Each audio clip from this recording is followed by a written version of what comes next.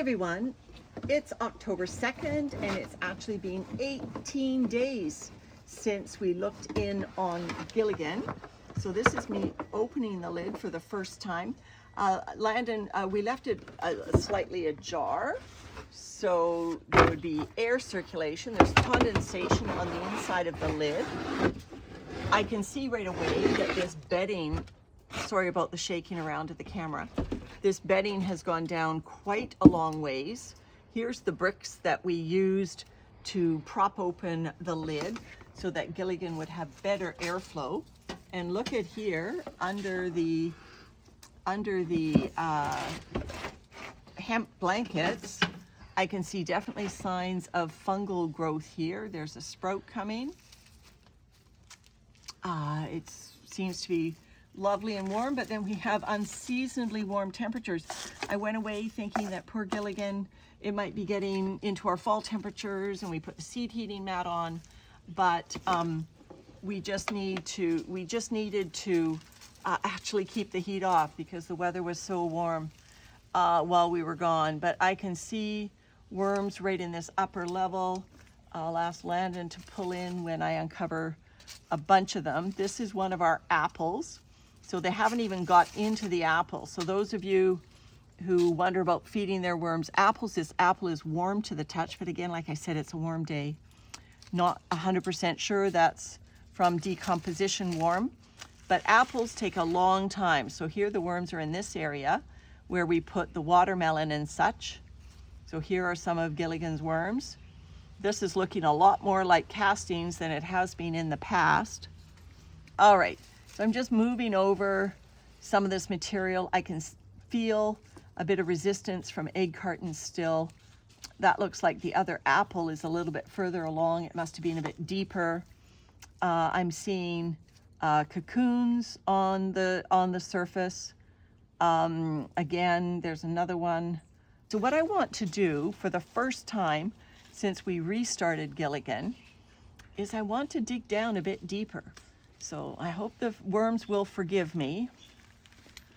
We put all those leaves on top, and the moisture in here is beautiful, by the way. It's when you have a bin without drainage, you've always got to be careful. Like what is the moisture going to be like? Are you going to err on the side of too much or too little?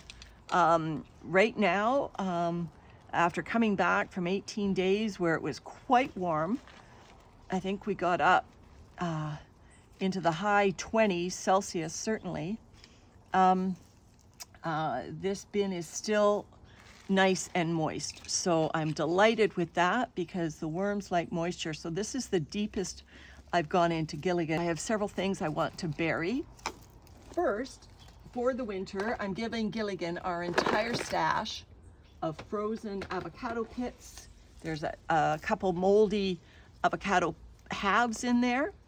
And I've got even more to bury, so I'm going to have to bury another trench or find another trench somewhere. So that's enough for that. They've got the apples, so maybe I will do a near side trench right here on the near side of this bin. So for those of you who are interested in outdoor worm farming, we are a moderate climate, a mild winter climate, maybe, by our zone. There's another cocoon right on the surface.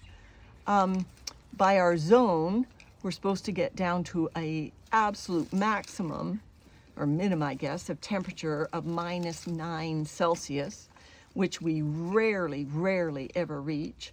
Last winter was an exception. We did have 1 or 2 nights where it did get like -7 or so. And so, we can get chilly, we can get a freeze, but it's not our norm.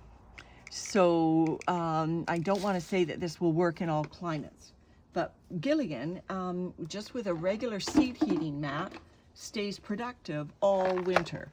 Because the last winter when I measured the temperature in here, the lowest bedding temperature I recorded was something like 14 degrees.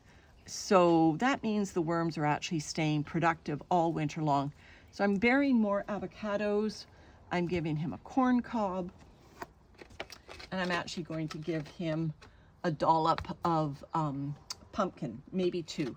This is, I bought a giant pumpkin pie, or pumpkin, not pumpkin pie can, and I started thawing it, so getting pumpkin on my hand there. I'll just wipe it on the hemp blanket. They'll like that.